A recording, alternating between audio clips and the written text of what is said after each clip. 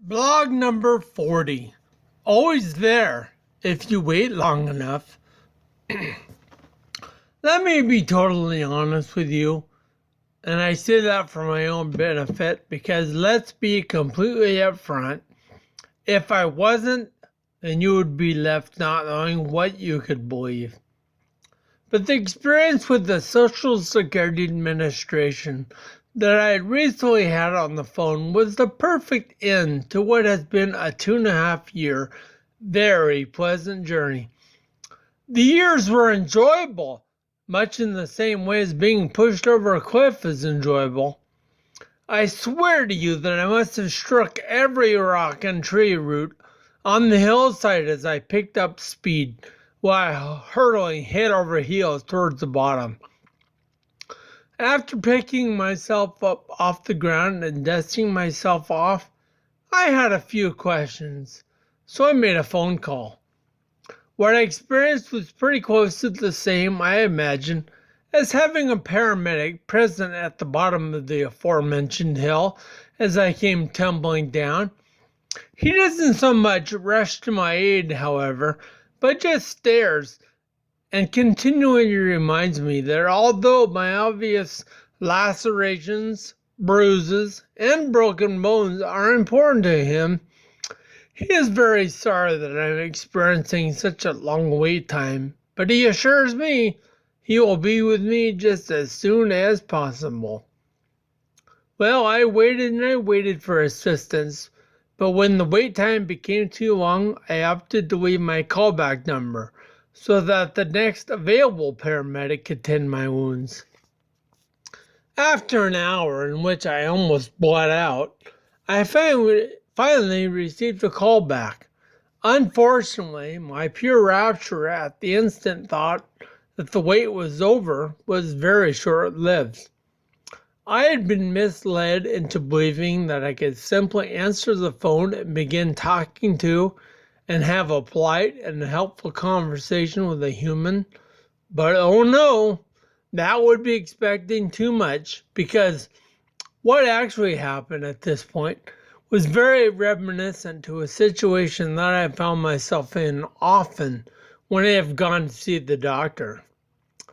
I am sure that this is a universal experience, one in which finds me sitting in the waiting room while dodging numerous airborne virus clouds, flying phlegm, and at the same time leafing through germ-infested old issues of Field and Stream and People magazines.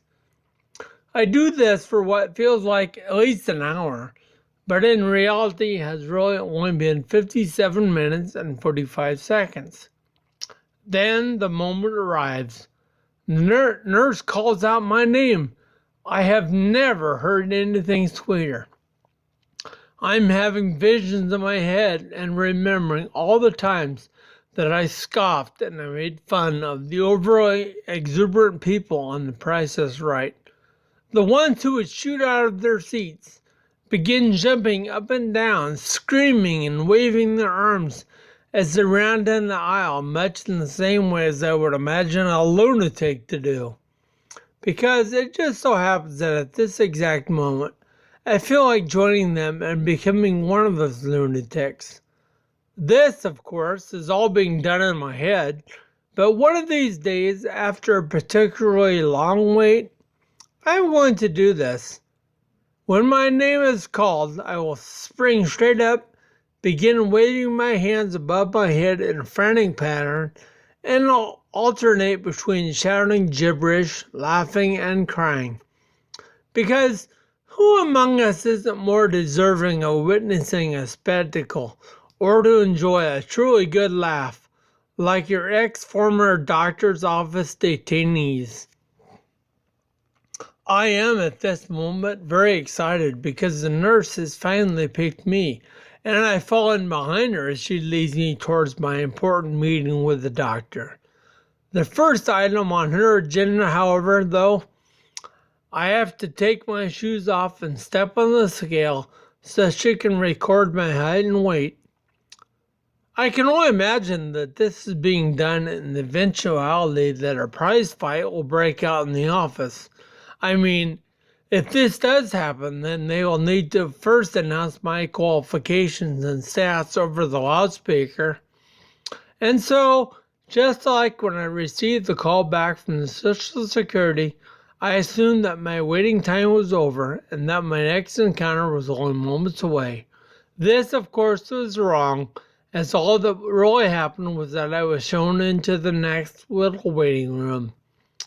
But I draw your attention back to my present situation.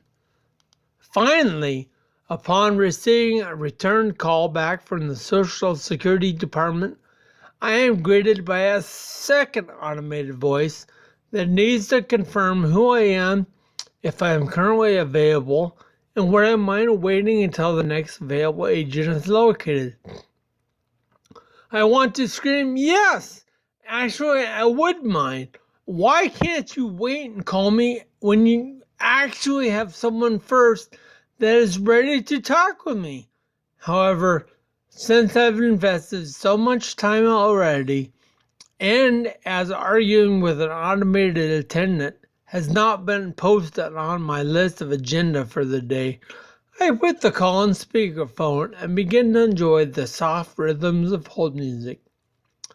Within a few short minutes, I was greeted by a very charming voice that produced in me an instant flashback to my childhood and my father starting up his old chainsaw.